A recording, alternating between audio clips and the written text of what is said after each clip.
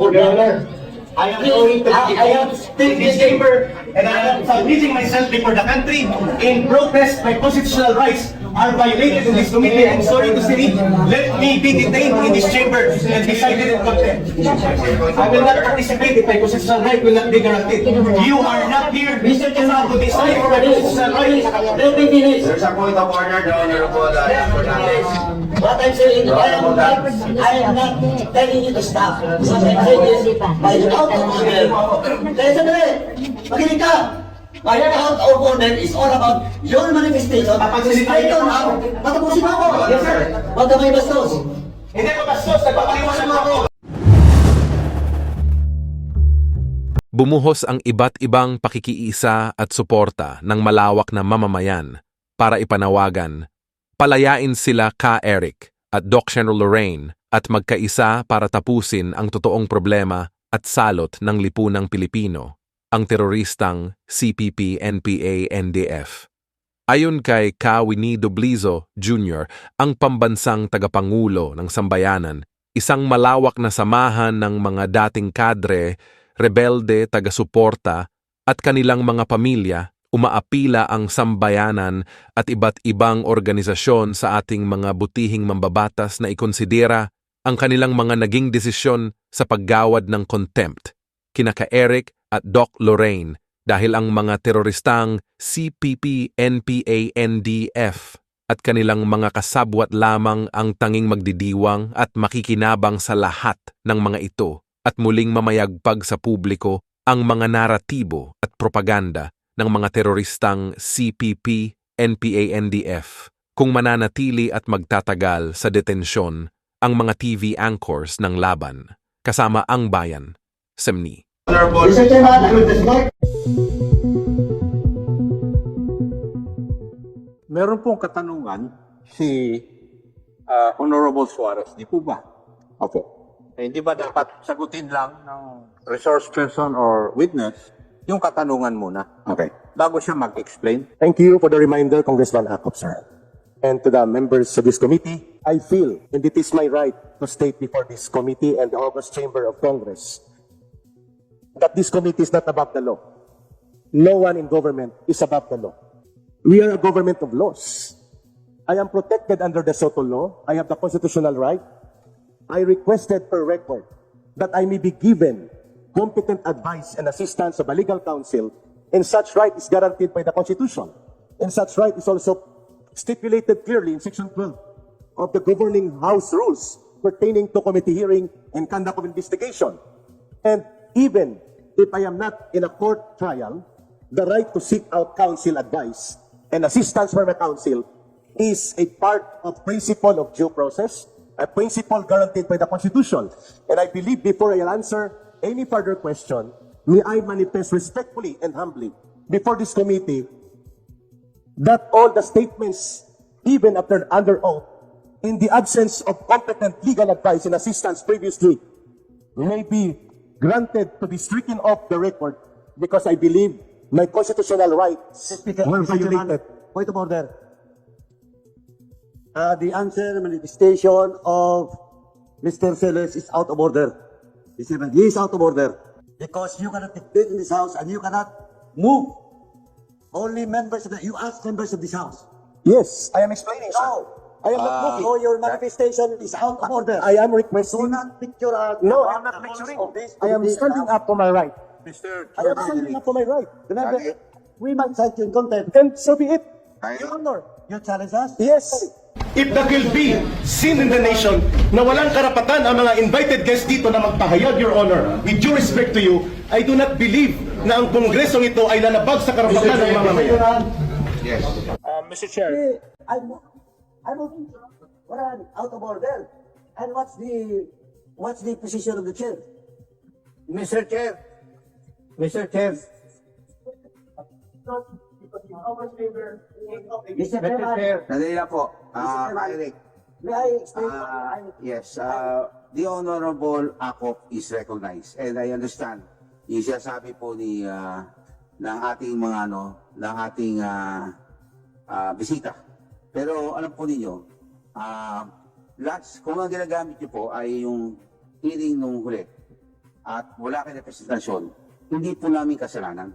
Kasalanan po ng mga abogado ng SMNI dahil sila mismo on record ang nagsabi na they are here to represent SMNI and not the anchors because dumistansya nga ho sila. Ang sabi nila, hindi po namin trabaho ang bigyan ng representasyon ang angkor. That's why nung humingi po kayo, ang pinalawanag ko, hindi ho pwede sila magdepensa sa inyo. Dapat ho humingi kayo ng iba. Dahil hindi ho pwede sila magdepensa because they are on record. Under oath, ang sabi nila, kami abogado ng SMNI at hindi kami abogado ng mga angkor. Klaro po yan, Kyrie. Your Honor, if I may please. You cannot. You're not allowed. I'm going, yes. To explain why I cite him out of order. Because he manifested that the previous records, it is taken out of records, and as resource person, they are not allowed. Your Honor, I am still in this chamber and I am submitting myself before the country in protest. My constitutional rights are violated in this committee. I'm sorry to say, let me be detained in this chamber and be cited in contempt. I will not participate if my constitutional right will not be guaranteed. You are not here to decide for my constitutional rights. Let me finish. There's a point of order, the Honorable What I'm saying, I am not telling you to stop. What I'm saying is, my out of order. Kaya sandali, makinig ka. My out of order is all about your manifestation. Straighten out. Patapusin ako. Yes, sir. Huwag ka may bastos. Hindi ko bastos, nagpapaliwasan mo ako. Mr. Chairman, I will just like to correct. I am not stopping him to issue statement. What I'm saying is, and what I'm pointing out of order is the manifestation that the previous statement, the previous record, should be taken out of order. And another one, she is not allowed to wait for the order.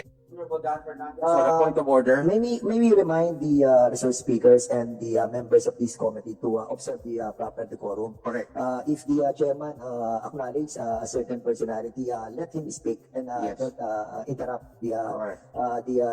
the members of this committee while the member is given the right to speak. Maraming salamat po, Mr. Thank Chair. you, Honorable Dan Fernando. Honorable Ako is recognized. Mr. Celis, please be reminded that in this committee and this house, we have rules to follow. Hindi po ba namin sinusunod yung mga rules? Matanong ko nga po. Yes, sir. I feel that is And my... I would like to remind you that these rules are supposed to be followed by members of this committee and by the witnesses or resource persons to be present. And one of these rules is that before you can speak, you ask permission from the chairman. Kami nga, hindi kami nagsasalita na walang permission yung chairman. You better follow that rule. Otherwise, baka mapilitan akong gawin yung hindi ko dapat gawin. Thank you. The Honorable, Mr. Chairman, Mr. Chair, I think, the Honorable Ace Barbers. I was raising a point of order earlier, but I'm sorry, I didn't hear you that. it's okay, My Mr. apologies. Chairman. Mr. Chairman, kasi gusto ko lang i-refresh yung memory ng ating resource person na no one is curtailing your right. In fact, kaya ka nga nandito, binibigyan ka ng panahon, ng oras para magsalita. But do not play to the crowd saying that your rights are violated in this committee. It's not. Tayo ay nasa demokrasya, di ba? I believe you were former member of the NPA. Di ba? And alam mo kung ano yung pinaglalaban natin dito, di ba? So, never, ever insult the committee. Much more any of the members of this committee. Kasi medyo yun ang affront. Yun ang affront sa amin. And do not challenge us to do what we feel is right to do to you. Because you might not like it. I'm just going to remind him of that, Mr. Chair. Thank you. The Honorable Ace Barbers. There was a question raised by the Honorable Suarez. Alam po niyo kay Rick, kung meron po kayong karapatan, may karapatan din pong committee. Lahat po tayo may karapatan dito. So, ang tanong ko, yes or no? May tanong si Congressman J.J. Suarez. Huwag na po natin pabain. Yes or no? I will refuse to answer, Your Honors, not because I disrespect this committee, but I will invoke my right guaranteed by the Constitution because I believe this committee cannot be above the law, especially the Constitution. for the last time, please identify your source. Mr. Chairman, may I be allowed to answer? Mr. Chair, This is the fourth time I asked Mr. Celis this question. And every time I asked him his question, ang laki ng introduction, wala pa rin yung sagot. Pwede po ba this time, pag pinagbigyan natin siya magsalita, sabihin niya na po yung pangalan? Ibibigay po kayo mo ng pangalan o hindi? May I request that I be allowed to confirm with my legal counsel, please? Oh, they're right beside you. They can confirm. May I request for at least a 1-minute conference with them? Please.